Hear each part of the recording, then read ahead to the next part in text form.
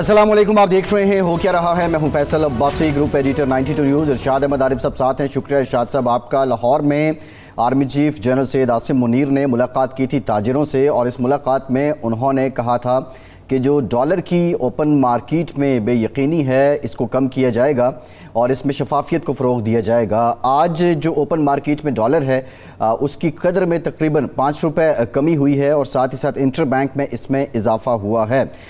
उसके बाद से कल शाम से आर्मी चीफ़ ने जो मुलाकात की कराची में बिज़नेस कम्युनिटी से, उसको लेकर भी ख़बरें आ रही हैं, और इस मुलाकात में ये बताया गया कि जो 100 अरब डॉलर की सरमायाकारी पाकिस्तान में लाने की कोशिश है उसके लिए रोड मैप क्या होगा और उसमें जो ताजिर बरादरी है उनकी तरफ से किरदार क्या हो सकता है। इसमें और भी बहुत सी बातें हुई, बिलखुसूस बात की गई जो ईरानी तेल स्मगल होता है पाकिस्तान में, फिर करप्शन से मुतालिक बात की गई, स्मगलिंग से मुतालिक, अमन आमा से मुतालिक। ये तमाम उमूर हैं जिन पर बड़ी सैर हासिल गुफ्तगू हुई है। और इस सारी मुलाकात के दौरान वो फार्मूला क्या है जिसके तहत पाकिस्तान में सरमायाकारी लाई जाएगी, पाकिस्तान को खुशहाल मुल्क बनाया जाएगा, इस पर आज के प्रोग्राम में हम डिटेल गुफ्तगू करेंगे। दूसरी जानिब 9 सितंबर को सदर आरिफ अलवी अपनी 5 साल की आइनी मुद्दत को मुकम्मल कर रहे हैं। सदर फजल इलाही के बाद आरिफ अलवी दूसरे सिविलियन सदर हैं जो अपनी आइनी मुद्दत मुकम्मल करेंगे, और बज़ाहिर ये लग रहा है कि वो पाकिस्तान की तारीख में पहले सदर बन जाएंगे जो आइनी मुद्दत से भी ज़्यादा अरसे पर इस ओहदे पर बराजमान रहेंगे। आइन इस मामले में बिल्कुल क्लियर है, मुद्दत मुकम्मल होने के बाद वो ये ओहदा बरकरार रखते हैं, ये उनकी सवाबदीद है। बहुत सी बातें उनके इख्तियारात से मुतालिक भी की जा रही हैं, और इंतहाई अहम मामला इलेक्शन की तारीख का है। आज के प्रोग्राम का ये मौजू भी हिस्सा है, इस पर भी डिटेल गुफ्तगू करेंगे। इरफान इकबाल शेख साहब प्रेसिडेंट हैं federation of Pakistan chamber of commerce and industries के, हमारे साथ मौजूद हैं। इरशाद साहब मुलाकात में भी ये मौजूद थे। ब्रीफली आप कमेंट कर दें इरशाद साहब, ये जो एक यकीन दहानी थी, आज जो ओपन मार्केट में डॉलर कम हुआ है, बेयकीनी ख़त्म हो रही है, ये उसी का नतीजा है? मेरा ख़्याल है इरफान इकबाल शेख साहब से पूछते हैं कि वहाँ आपकी जब मुलाकात हुई, आप बहुत सारे दोस्त होंगे, वहाँ का माहौल क्या था, और दूसरा मुआशी तरक्की का जो फार्मूला जनरल आसिम मुनीर साहब ने आपसे शेयर किया, उसके जो चीदा निकात हैं वो क्या हैं। कि ये तो हम सुन रहे हैं कि मादनियात के शोबे में, एनर्जी के शोबे में और 4-5 जो शोबे हैं उसमें सरमायाकारी आएगी। माजी में हम कोशिश करते रहे बड़ी से बड़ी सरमायाकारी लाने की, बहुत सारी रुकावटें थी। ये सरमायाकारी किन शोबों में आएगी, किस फार्मूले के तहत आएगी, और जो रुकावटें माजी में होती रही उनको कैसे दूर किया जाएगा। इरफान साहब आप बताएं हमें कुछ। जी इसमें सर जो मैं एक चीज़ जो मैंने देखी है, अल्हम्दुलिल्लाह मैं 2 साल से देख रहा हूँ कि पाकिस्तान में जो अनसर्टेनिटी के जो बादल छाए हुए थे और किसी भी चीज़ को हम प्रेडिक्ट नहीं कर पा रहे थे, और किसी डायरेक्शन का पता नहीं चल रहा था कि गवर्नमेंट किस डायरेक्शन की तरफ लेके जा रही है। ये जो एक मीटिंग हुई है जनरल साहब की, उसने हमें एक ठंडी हवा का झोंका दिया है। ठीक है। और सच बताऊं कि मैं समझता हूं कि जिस जज्बे के साथ और जिस तरीके से हमारे चीफ साहब ने बात की है, ये बड़ी अनहोनी सी हुई है।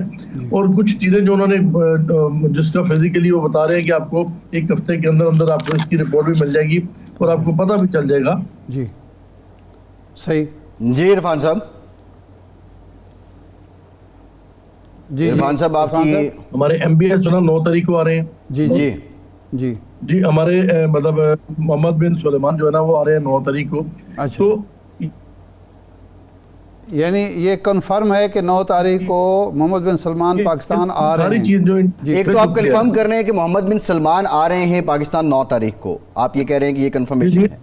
जो अब तक सुनने में हमें आया कि 9 तारीख को, उन्होंने नहीं ये डेट कंफर्म की, लेकिन जो सुनने मुझे आया है कि 9 तारीख को तो पाकिस्तान में आ रहे हैं। ठीक है। अभी 100% कंफर्म नहीं है, लेकिन सुनने में ये आ रहा है। अच्छा, इसमें जो दूसरी बात जो कही उन्होंने वहाँ पे कि हमने 25 बिलियन की इन्वेस्टमेंट उनसे वादा लिया है, और 25 बिलियन की इन्वेस्टमेंट वो हमारे यहाँ पे करेंगे इंशाल्लाह।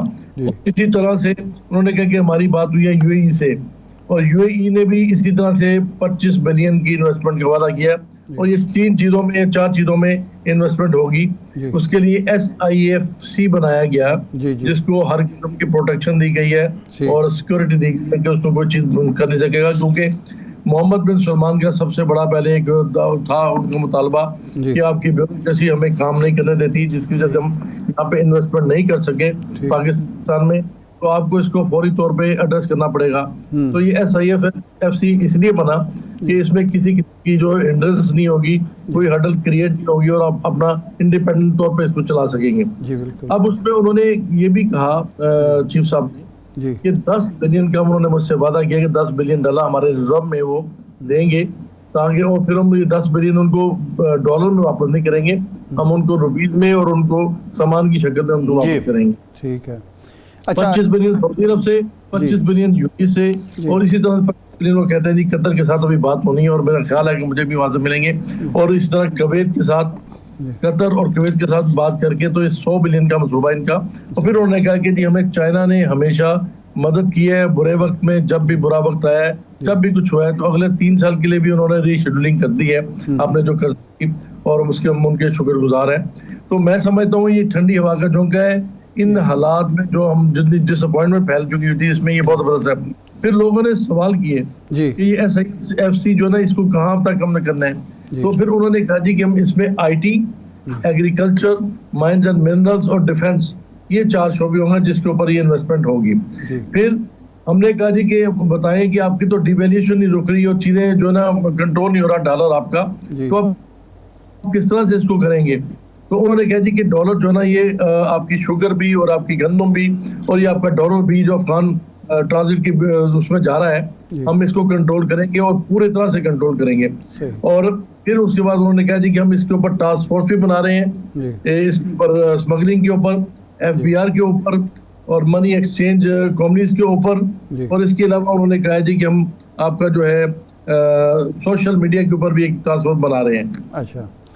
अच्छा, ये जो टास्क फोर्स शेख साहब बनेगी, उसमें ताजरों को और सनतकारों को भी नुमाइंदगी दी जाएगी, ताकि उनकी रहनुमाई में या उनकी मुशावरत से ये काम आगे बढ़े और तरक्की और खुशहाली का ये मनसूबा कामयाबी हासिल करे।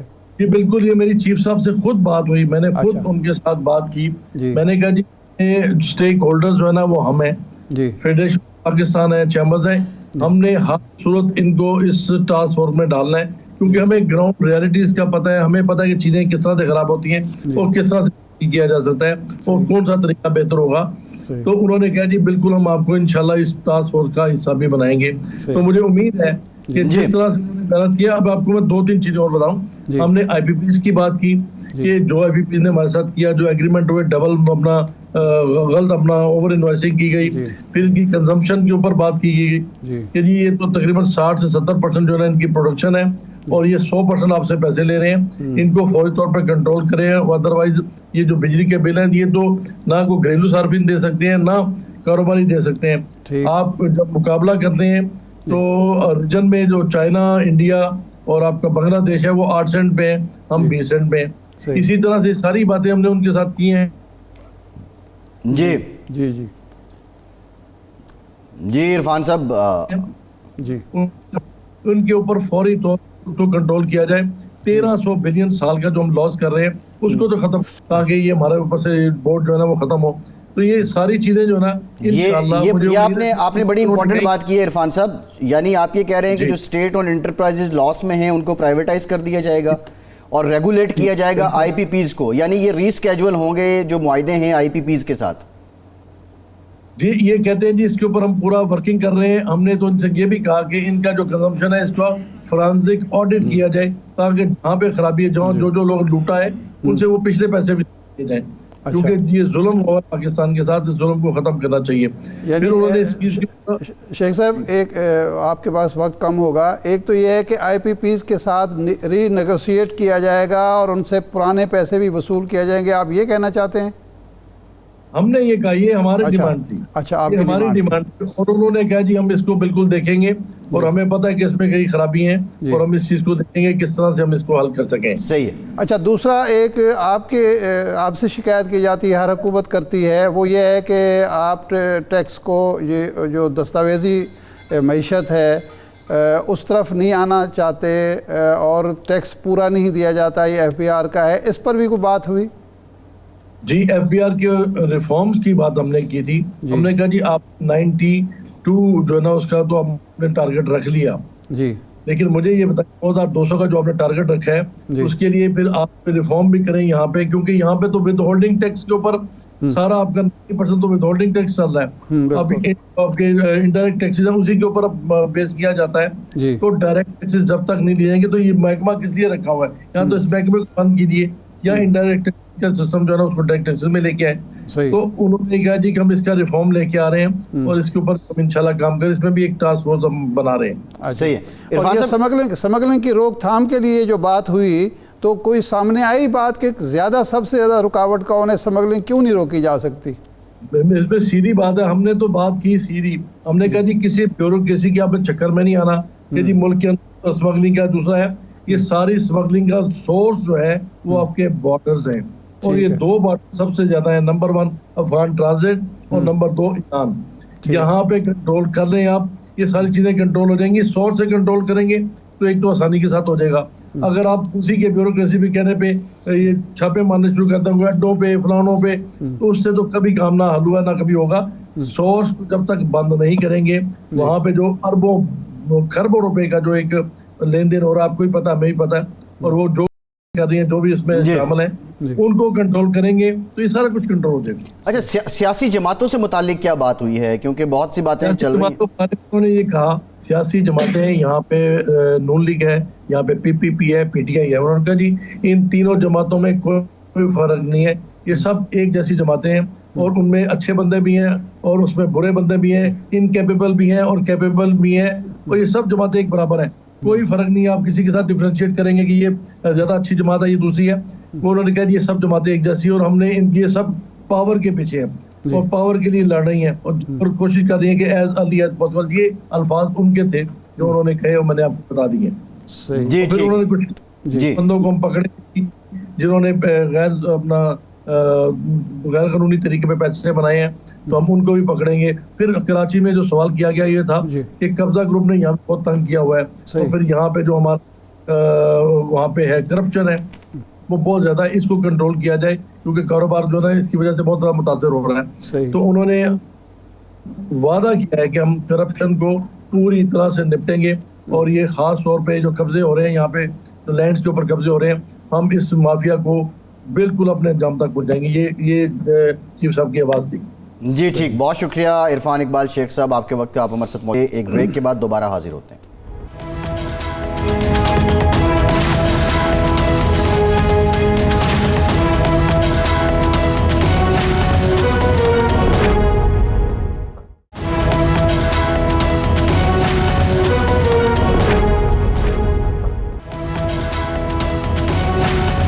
بریک کے بعد ایک بار پھر سے آپ کو خوش آمدید کہیں گے. ارشاد صاحب، عرفان اقبال شیخ صاحب کی گفتگو ہم نے سنی، ہمارے ویورز نے بھی دیکھا کہ وہ جو ملاقات ہوئی اس کا احوال بیان کر رہے تھے، لیکن امپورٹنٹ بات یہ ہے وہ یہ کہتے ہیں کہ اس کے بعد یہ جو بڑا گھٹن زدہ ماحول تھا اس میں اب ایک امید جاگی ہے اور ہمیں بہت سی یقین دہانیاں کروائی گئی ہیں اور ہم نے اپنے جو ریزرویشن بھی ہیں، تجاویز بھی ہیں، وہ بھی ان کے سامنے رکھی ہیں.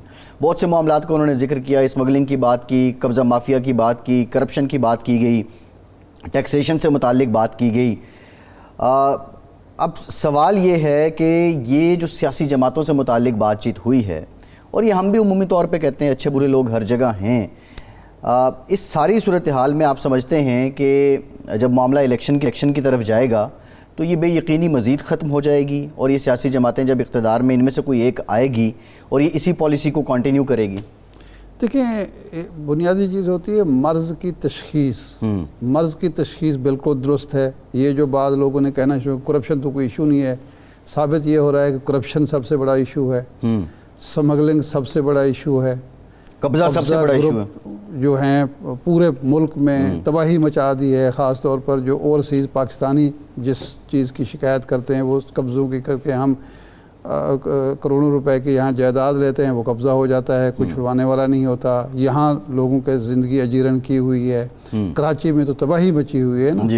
اچھا اگر تشخیص ہو گئی ہے تو علاج پھر آسان ہو جاتا ہے. اب علاج میں جو رکاوٹیں ہیں ہمارے ہاں تشخیص بھی ہوتی رہے, علاج کی کوشش بھی ہوئی ہے, لیکن جو رکاوٹیں ہیں ان کو دور نہیں کیا گیا. رکاوٹ کا ذکر بھی ہوا اور وہ اب رکاوٹوں کا بھی ذکر شروع ہو گیا ہے کہ رکاوٹیں سمگلنگ میں کی جو خلاف جو کوششیں ہوتی ہیں وہ ناکام کیوں ہوتی ہیں, یہ ریونیو کلیکشن میں رکاوٹیں کیا ہیں, یہ کرپشن کے خلاف جو کرپشن کے خاتمے میں رکاوٹ کیا ہے, قبضہ گروپوں کے خاتمے میں کیا رکاوٹیں ہیں, وہ بھی سامنے آ گئی ہیں. جی اب علاج آسان ہے, اس میں ایک عزم مصمم چاہیے, آپ کا پختہ ارادہ چاہیے اور ٹیم چاہیے جو اس کو اس کی روح کے مطابق عمل کرے اور معاملات ٹھیک ہو سکتے ہیں. بالکل. لیکن اس میں سب سے بڑی ذمہ داری تاجر اور صنعتکار برادری کی ہے کہ وہ بھی ایمانداری سے ٹیکس دیں.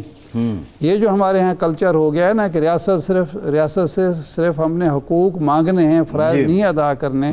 اگر فرائض ادا نہیں ہوں گے اور یہ طبقات ادا نہیں کریں, اور دوسرا یہ ہے کہ اس پالیسی کا جو فوکس ہے وہ یہ ہو کہ عوام کو ریاست کو فائدہ پہنچانا ہے, اور یہ جو رولنگ ایلیٹ اپنے لیے سب کچھ مختص کرتی ہے اس کو ختم کرنا ہے. یہ وسائل کا جو بہاؤ ہو وہ عوام کی طرف ہو, رولنگ ایلیٹ کی طرف نہیں ہو. جی بالکل ٹھیک ہے. ارشاد صاحب اس پر ہم ذرا بات کریں گے. بالخصوص انہوں نے بات کی کہ محمد بن سلمان نے کہا کہ آپ کی بیوروکریسی رکاوٹ بن جاتی ہے, تو اس پر ہم پروگرام میں آگے چل کے بات کرتے ہیں. ہمیں اشتر اوصاف صاحب نے جوائن کیا ہے, سابق اٹارنی جنرل ہیں, ماہر ناز قانون دان ہیں. بہت شکریہ اشتر صاحب آپ کے وقت کا. اشتر صاحب 9 ستمبر کو جو آئینی مدت ہے 5 سال کی صدر پاکستان کی وہ پوری ہو رہی ہے. ویسے تو آئین بڑا کلیئر ہے, کوئی ابہام نہیں ہے کہ وہ اس کے بعد ان کی ثوابدید ہے وہ کنٹینیو کر سکتے ہیں, اور اگر وہ نہیں کرتے تو اس پر بھی کلیئر ہیں معاملات. لیکن سوال یہ ہے, کچھ لوگ یہ کہہ رہے ہیں, ایک بحث چل رہی ہے کہ صدر کا جو سٹیٹس ہے شاید وہ کیئر ٹیکر والا ہو جائے گا اور ان کے پاس وہ اختیارات نہیں ہوں گے جو ابھی ہیں, اور منوان شاید ان کا اس طرح استعمال بھی نہ کر سکیں. کتنی حقیقت ہے اس میں, یا آپ سمجھتے ہیں یہ صرف قیاس ہے؟ نہیں, اس میں کوئی ابہام ہونا نہیں چاہیے اور اس پہ کوئی بحث بھی نہیں ہونی چاہیے, کیونکہ کیئر ٹیکر صدر کا کوئی کانسیپٹ نہیں ہے. صحیح concept care taker chief minister کا, پرائم منسٹر کا ہے بالکل, اور وہ آئین کے تحت. اور اسی طرح جس طرح ہمارے پاس ایک اور سلسلہ ہے کہ اگر پرائم منسٹر نہ ہو تو کوئی ڈپٹی پرائم منسٹر کا بھی کوئی ذکر نہیں ہے. اسی طرح صدر مملکت جب ملک میں نہیں ہوتے یا وہ اپنے فرائض منصبی انجام نہیں دے سکتے تو آئین ہی میں اس کا ایک سلسلہ دیا ہوا ہے. وہ یہ ہے کہ ان کی جگہ پہ جو ان کے فرائض منصبی ہیں وہ ادا کرتے ہیں چیئرمین سینٹ, اور اگر چیئرمین سینٹ بھی نہ ہو تو وہ اسپیکر نیشنل اسمبلی. تو یہ صرف میکنزمز ہیں, لیکن کوئی یہ نہیں اس کے اندر تخصیص کی بھی کوئی فرق بتایا ہوا کہ جو پریزیڈنٹ ہیں الیکٹ ہوئے تھے وہ اگر نہ ہوں اور ان کی جگہ چیئرمین سینٹ کام کر رہے ہوں تو وہ کام نہیں کر سکتے جو صدر مملکت کرتے ہیں. اس لیے میری نظر میں اور آئین کے کہنے کے مطابق کوئی فرق نہیں ہے.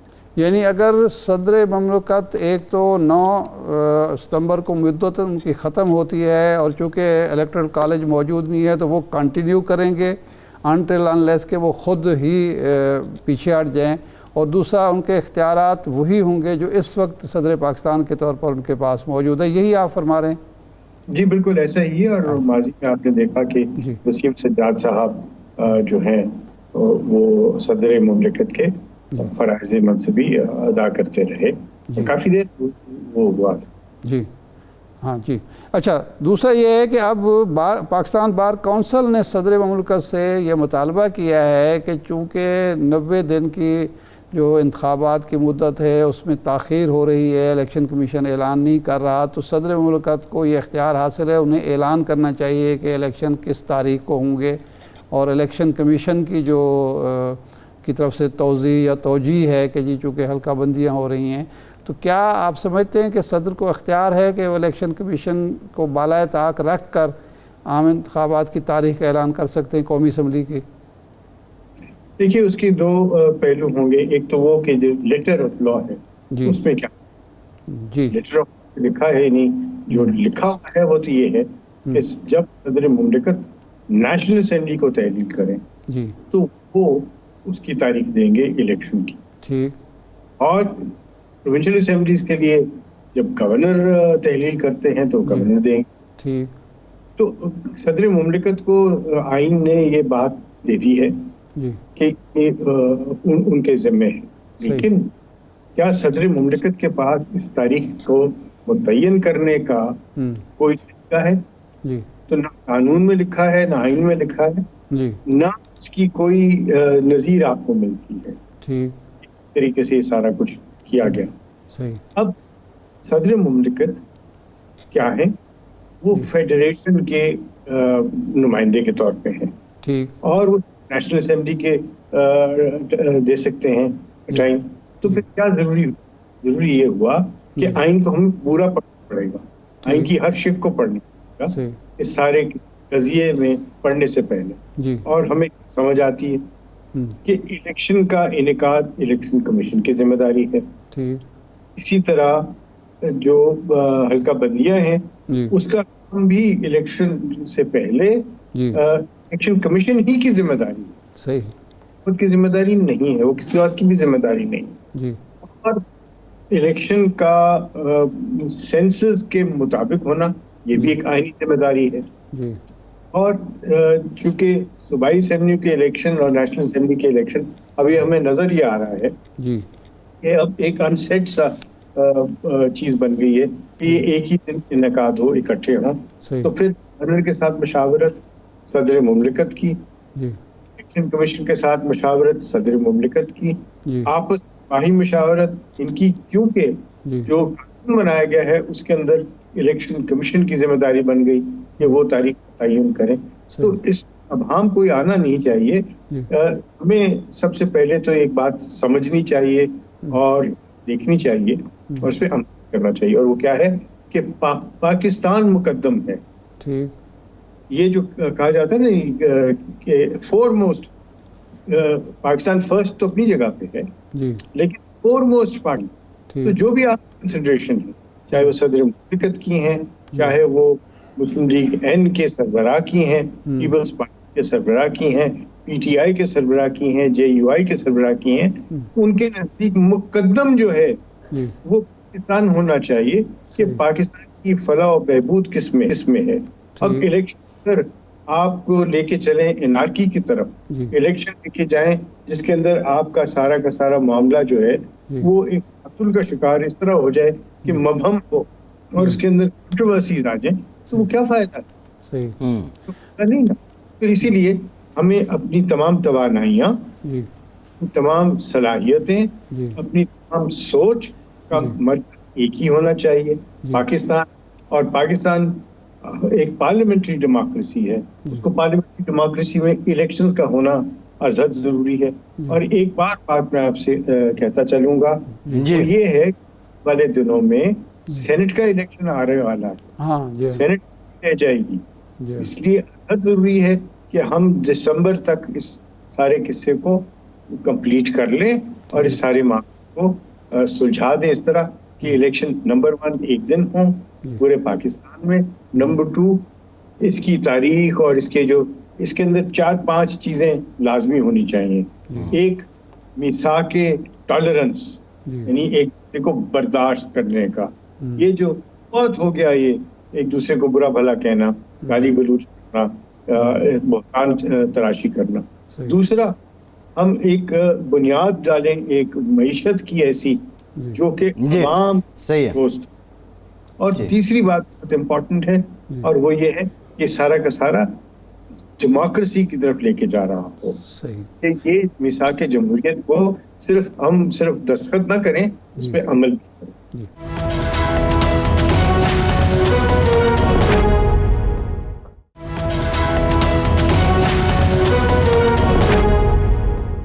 शेख साहब ये फरमाएं कि सदर मुमलिकत ने मुशावरत के नुक्ता नज़र से एक अच्छा फ़ैसला किया, चीफ इलेक्शन कमिश्नर को दावत दी कि आएँ मेरे पास बैठें और इस पर सोच विचार करें कि इलेक्शन कब होने चाहिए।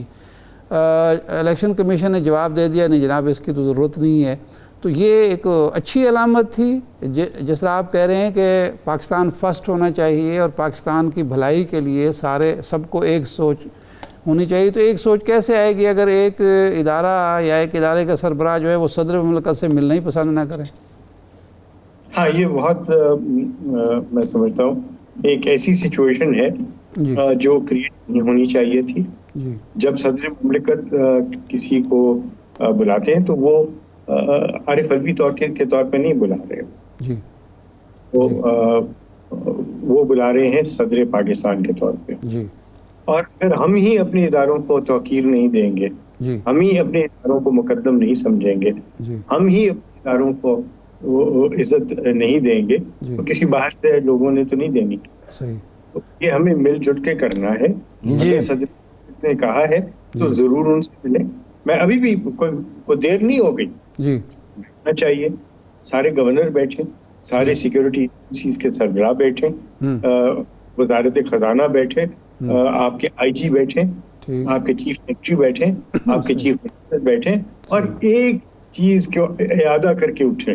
اور وہ مسلم قسم کا ادارہ ہونا چاہیے، اور اپنا وہ نہ صرف ارادہ ہو بلکہ اس ارادے کو وہ پورے طریقے سے امپلیمنٹ کریں. اور وہ کیا ہے کہ آنے والے دنوں میں بھلے ہلکا بندیاں ہوتی رہیں، آپ سے پہلے الیکشن کا انعقاد کا اعلان ضرور کر دیں اور لوگوں کو نظر آئے کہ اس پوری توجہ ہو رہی ہے، اس پہ کام ہو رہا ہے. جی اچھا اشتر صاحب، صحیح ہے. اب معاملہ یہ ہے کہ آج چیف جسٹس آف پاکستان نے بھی کہا کہ اپنے ریٹائرمنٹ سے پہلے یہ جو نیب ترامیم کیس ہے اس کا فیصلہ کر کے جاؤں گا. تقریباً 50 سے زائد سماعت ہو چکی ہیں. اگر یہ جو قانون سازی ہے یہ معطل یا کالعدم کر دی جاتی ہے تو وہ کیسز جن پہ فیصلے ہو چکے ہیں اس نئے قانون کے تحت، ان کا سٹیٹس کیا ہوگا؟ کیا وہ دوبارہ کھل جائیں گے؟ ایک تو ایک مسلمہ ایک اصول ہے، وہ ہے جسٹس ہریڈ از جسٹس بیریڈ. اب اس معاملے میں اور بہت سارے اور معاملات ہیں جس میں واشگاف الفاظ میں کئی ججز نے جو سپریم کورٹ کے جج ہیں اتنے ہی مقدم اور محترم ہیں جتنے کی چیف جسٹس ہیں. چیف جسٹس ان کو نہ ٹرانسفر کر سکتے ہیں، نہ ان کو ڈیموٹ کر سکتے ہیں، نہ ان کی تنخواہ میں کوئی کمی لا سکتے ہیں، نہ ان کی تنخواہ بڑھا سکتے ہیں، نہ ان کو برات دے سکتے ہیں. تو یہ برابر کے سب لوگ ہیں. اور جہاں سپریم کورٹ کی آئین میں وہ ہے chief justice and the other ججز. جب اتنے سارے ججز نے کہا کہ آپ برائے مہربانی ایسے معاملات میں فل کورٹ بنائیں اور فل کورٹ اس کی ہیئرنگ کرے، کوئی حرج نہیں. ابھی بھی میں بتاؤں آپ کو، بھلے 50 ہیئرنگز ہو گئی ہیں، بھی اگر فل کورٹ بیٹھے گا تو میں آپ کو یقین سے کہتا ہوں کہ جو فیصلہ آئے گا وہ درست فیصلہ ہی ہوگا. یہ نہیں ہو سکتا کہ اگر ایک پرٹیکولر سیٹ آف ججز کرے گا تو وہ درست ہوگا اور ایک سیٹ آف ججز جو ہے وہ کرے گا تو وہ کچھ اور ہوگا. ایسا نہیں ہے. جب آپ فل کو بٹھا دیتے ہیں تو آپ کے اندر اس میں ہمیشہ بھلائی ہوتی ہے. اجتماعی وزڈم جو ہے وہ سب سے اچھی. صحیح. نہیں، سوال ان کا یہ تھا کہ اگر یہ فیصلہ آتا ہے، کیونکہ اب تو فیصلہ محفوظ ہو گیا ہے نا جی، فیصلہ تو اب آئے گا. فیصلہ اگر آتا ہے اس کے خلاف، ترمیمی ایکٹ کے خلاف، قانون سازی معطل ہو جاتی ہے، قانون سازی معطل ہوتی ہے. تو جو کیس جن کیسوں کا فیصلہ ہو چکا ہے ان پر بھی یہ اثر انداز ہوگا کہ نہیں؟ جی وہ پھر ری اوپن ہو جائیں گے. اچھا. آپ یاد کریں کہ اسی طرح کی ایک پہلے لیجسلیشن تھی جس میں کیسز کو ختم کر دیا گیا تھا. ٹھیک ہے. اس کے بعد جب وہ لیجسلیشن ختم کر دی، وہ آرڈیننس تھا این آر او، جی عام میں N R O national reconciliation تھا، جس کے تحت جو بھی فیصلے ہوئے تھے وہ پھر ری اوپن ہو گئے تھے. اور دیکھنا ہوگا کہ اپنی ججمنٹ میں یہ کیا لکھتے ہیں. مجھے لگتا یہ ہے کہ جب پارلیمنٹ نے یہ سب کچھ کیا تو پارلیمنٹ نے جو کچھ فیصلہ کیا اس میں کورٹ انٹرفیئر نہیں کرے گی. اچھا ٹھیک ہے. ٹھیک.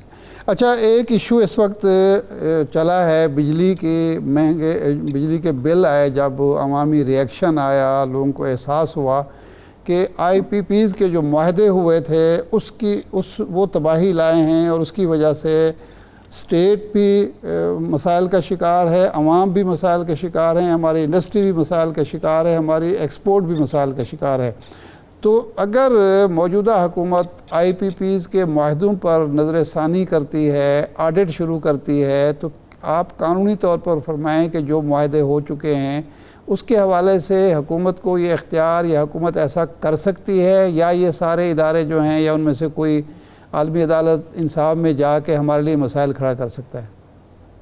جی میرے خیال میں یہ جو معاہدے ہوئے جی ان کا تو امپیکٹ اپنی جگہ ہے، صحیح، اور بالکل اس بات کا جواب دوں گا جی کہ اس میں انٹرنیشنل امپلیکیشنز کیا ہوں گی، ٹھیک، لیکن ساتھ میں جو لائن لاسز ہیں جی اس کا بہت بڑا ہاتھ ہے، صحیح، میں جو ڈسٹریبیوشن کا جو نیٹ ورک ہے جی کا بڑا اس کے اوپر ہاتھ ہے، جس کی وجہ سے یہ بل آپ کے اتنے زیادہ آ رہے ہیں۔ اور تیسری بات یہ کہ اس میں ٹیکسز جو لگے ہیں اس سے بھی بہت زیادہ اس کے ہے۔ اور ایک اور فیکٹر ہے وہ یہ کہ ہم جو پانی سے بجلی بنانے والا معاملہ جو تھا اس کو مؤخر کیا، ٹھیک، اب اگر اس کا آڈٹ ہوتا ہے، جی اگر ان کے معاملات کو دیکھا جاتا ہے جی اور ان کے معاملات جو ہیں اس میں آپ کو ڈسکریپنسیز نظر آتی ہیں، جی تو ان میں ایک جو شک لکھی ہوئی ہے وہ عالمی آربیٹریشن ہی ہے، اور اس میں ہمیں جی کوئی خاطر خواہ جو ہے وہ کامیابی کا امکان نہیں ہے۔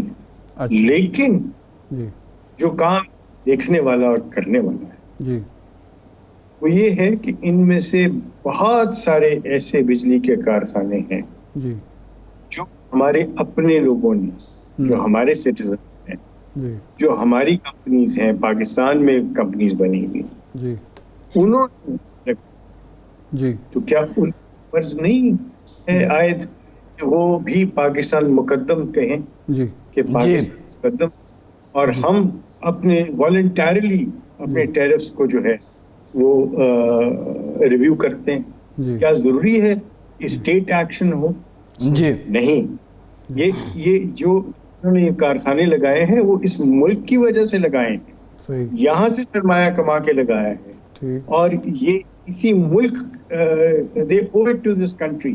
صحیح، تو آپ کی واسط سے میں تو کچھ بھی نہیں ہوں، لیکن میں ضرور یہ بات کہوں گا کہ آپ بھی اپنے حلقہ ارادت میں آپ جی جو آپ کر سکتے ہیں ان کو ضرور ایمفسائز کریں کہ ہم سب مل کے ایک زبان سے کہیں کہ جو باہر کے لوگ آئے وہ اپنی جگہ پہ ہے، جی لیکن اپنے ملک کے سرمایہ کار جی جی جنہوں نے یہاں گئے ہیں کارخانے، جی وہ بھی یہ بڑی زبردست بات آپ نے اشتر صاحب کی ہے، بہت خوبصورت بات آپ نے کی ہے، بہت شکریہ آپ کا اشتر اوصاف صاحب۔ ایک بریک کے بعد ذرا اسی نقطے پہ بات کریں گے، ہمارے ساتھ رہیے۔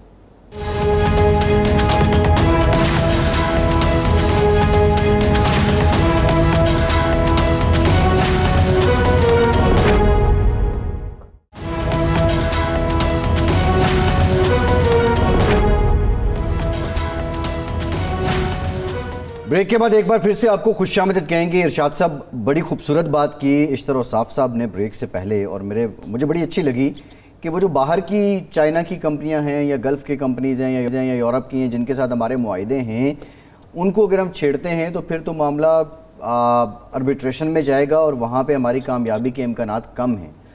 لیکن جو پاکستانی لوگوں نے کارخانے لگا رکھے ہیں وہ تو اس وقت پاکستان کو مقدم سمجھ لیں، پریکٹیکلی پاسبل ہے، اور یہ اس کے لیے جذبے کی ضرورت ہے اگین، یا یہ ممکن ہی نہیں ہے؟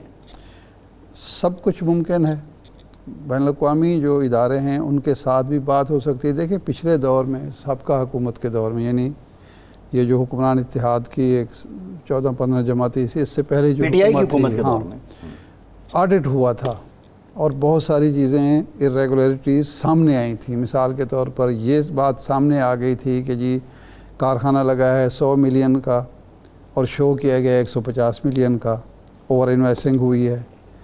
یہ ثابت ہو گیا کہ اوور بلنگ ہوئی ہے، آڈٹ میں سامنے آ گیا کہ جی بجلی دی ہے 100 میگا واٹ، چارج کی ہے 150 میگا واٹ، یہ بھی سامنے آ گیا۔ اور اس کے بعد یہ بھی سامنے آیا کہ کیپیسٹی چارجز کا جو تھا اس میں کہاں کہاں گڑبڑ ہوئی ہے. یہ ساری چیزیں آگے تھیں. وہ محمد علی کمیشن رپورٹ تھی نا، یہ جو اس وقت وزیر ہیں انرجی کے، انہوں نے بنائی تھی ایک رپورٹ. پرابلم کہاں ہوتی ہے؟ پرابلم ہماری اپنی جو بیوروکریسی ہے، جو مفاد پرست لوگ ہیں، جو کمیشن کھا چکے ہیں یا کھا رہے ہیں، جن کا ذریعہ آمدن بن گئے ہیں یہ ادارے، وہ رکاوٹیں ڈالتے ہیں. ابھی میرے خیال یہ کام پھر شروع ہوگا، پھر سب سامنے آئیں گے. دوسرا یہ ہے کہ یہ جو ہمارے اس وقت بیٹھے ہوئے ہیں نا لوگ، وہ فیصلہ ساز یا معاملات چلانے والے، ان کو اپنا ذاتی مفاد اتنا زیادہ عزیز ہے کہ وہ ایک پاؤ گوشت کے لیے اس بھینس کو یا گائے کو جو ریاست ہے ذبح کرنا، دودھ دیتی بھینس کو ذبح کرنا کوئی گناہ نہیں سمجھتے یا برائی نہیں سمجھتے. میں ایک چھوٹی سی مثال آپ کو دوں. یہ 2010 یا 11 کی بات ہے. تو جہانگیر ترین صاحب نے، وہ چونکہ شوگر مل وغیرہ ان کی بڑی ہے تو وہ بجلی پیدا کرتے تھے، تو انہوں نے آفر کی کسی ڈسکوز کو یا واپڈا کو کی ہوگی، اب مجھے اس کا پورا یاد نہیں ہے، کہ جی میں آپ کو بجلی دیتا ہوں کیونکہ میری وہ وہاں بھی سستے داموں دیتے ہیں، تو یہ میری ایکسٹرا بجلی ہے. تھوڑی تھی، 2-4 میگا واٹ ہی ہوگی. تو وہ ریٹ جو انہوں نے دیا وہ منیمم ریٹ تھا. بائی پروڈکٹ سی وہ سمجھتے تھے کہ چلو جی ٹھیک ہے، اس طرح سے مجھے کچھ پیسے آ جائیں گے. تو وہ رکاوٹ ڈالنے شروع ہو گئے. کئی مہینے گزر گئے. پتہ یہ چلا کہ جناب وہ کہتے ہیں کہ آپ سے ہم اتنی سستی بجلی لے لیں اور باقیوں سے، اور اس میں ایک پنجاب حکومت کے ایک بہت اہم شخصیت بھی تھی، ان کے صاحبزادے تھے، ان سے ہم 3-4 روپے پر یونٹ مہنگی بجلی لے رہے ہیں. آپ سے سستی کیسے لیں گے؟ آپ سے سستی کیسے لیں؟ جی. تو انہوں نے کہا یار ان سے کہو کہ وہ بھی سستی کر دیں، کہ وہ تو تیار نہیں ہیں. تو اگر یہ ہوتا اب یہ بجلی خرید کو ان کو کہتے ہیں کہ حضور آپ سستی کر دیں. لیکن نہیں، مطلب ہے کیونکہ نہیں، اس میں جو انہوں نے مہنگی بجلی لے رہے ہوں گے وہ ان کے جیب میں بھی کچھ نہ کچھ جا رہا ہوگا نا، یا جا چکا ہوگا. تو بنیادی چیز یہ ہے کہ اب اتنے سال ہو گئے، یہ 94 میں سے کام شروع ہوا ہے. اربوں خربوں یہ کما چکے ہیں، مقامی اور بین الاقوامی دونوں. ان سے اگر کہا جائے بھئی اتنا کچھ آپ نے کما لیا، اب رحم کرو اس ملک پر، اپنے کیپیسٹی چارجز والا جو شیک ہے اس پر نظر ثانی کرو، یہ جو ریٹس ہیں اس کو ذرا نئے سرے سے وہ کرو، یہ جو اوور بلنگ ہے یہ ختم کرو. لیکن کرے کون؟ بالکل ٹھیک ہے. وہ شاید تیار بھی ہو جائیں تو کیا یہ ہمارے ادارے تیار ہوں گے؟ یہ ہے بنیادی مسئلہ. صحیح ہے. اچھا ارشاد صاحب، ایک جو بات عرفان اقبال شیخ صاحب نے کی کہ ان کی جو میٹنگ ہوئی آرمی چیف کے ساتھ، اس میں یہ بات بھی آئی کہ محمد بن سلمان نے کہا کہ بیوروکریسی رکاوٹ ہے. جی. آپ کئی مرتبہ کہہ چکے ہیں کہ آپ چائنا گئے تو چین کے بھی یہی ریزرویشن تھے. بالکل. بیوروکریسی کا مطلب ہے کہ نظام. دیکھیں نظام چلانا نظام ہے، بیوروکریسی اکیلی تو نہیں ہے نا، سارے ملے ہیں. نظام اس امام میں سب ننگے ہیں. جی. اب دیکھا یہ جائے جو پاکستان کے اندر فالٹ سیاسی نظام میں ہے یا معاشی نظام میں، کیونکہ معاشی نظام تو مشروط ہے. اب اس مسئلے کا حل کیا ہوگا؟ دیکھیں سب باتیں اپنی جگہ ہیں، لیکن 6-8 مہینے سے زیادہ تو یہ سیاسی جماعتیں کچھ نہ کچھ اپنا شروع کر دیں گی معاملہ چلانے کو، اور الیکشن بھی اگر نہیں بلاخر ان کے پاس معاملات جانے ہیں. الیکشن اگر ہوتے ہیں ہوں گے اور الیکشن کے بغیر چارہ نہیں ہے تو انہی کے پاس جانے ہیں. دیکھیں سسٹم میں ہی خرابی ہے، قانون سازی کی بات نہیں، قوانین میں کوئی خرابی نہیں ہے. سسٹم سے مراد یہ ہے کہ جتنے یہ لوگ سسٹم کا حصہ ہیں، جو فیصلہ ساز ہیں، انہوں نے یہ طے کر لیا ہے. جو بات آرمی چیف صاحب نے کہی کہ جی ساری جماعتیں ایک جیسی ہیں، سب جگہ برے بھی ہیں اچھے بھی ہیں، اور یہی ہو رہا ہے. ہوتا یوں ہے کہ یہ مافیاز جو ہیں، جو بھی حکومت جس وقت آتی ہے یہ اس کو گھیر لیتے ہیں اور اس کو ایسے ہی ادھر ادھر گھماتے ہیں گلیوں میں کہ وہ راستہ ہی بھول جاتے ہیں، اور پھر اپنا مفاد ہر کوئی وہ کرتا ہے.